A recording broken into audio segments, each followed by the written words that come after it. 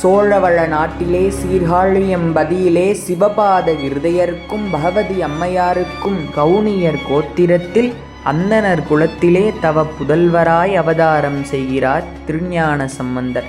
தனது 3ஆம் வயதில் தெருவில் விளையாடி கொண்டிருந்த போது வழக்கம்போல் பிரம்ம தீர்த்த குலத்திற்கு நீராடச் சென்ற தந்தையாரை பார்த்து நானும் வருகிறேன் என்று அழுதார்.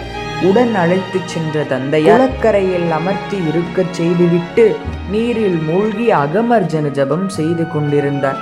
தனது தந்தையை காணாத பிள்ளையார் தோணிபுர சிகரத்தை நோக்கி அம்மே அப்பா என்று அழுதார். அவர் அழுத ஒளி கேட்ட சீர்காழி இறைவன் உமையம்மையோடு இடப வாகனத்தில் காட்சியளித்து உமாதேவியார் தம் திருமுலைப்பாலை பொற்கிண்ணத்தில் சுரந்து அதிலே சிவஞானத்தை குழைத்து உண்ணச் செய்து மறைந்தார்.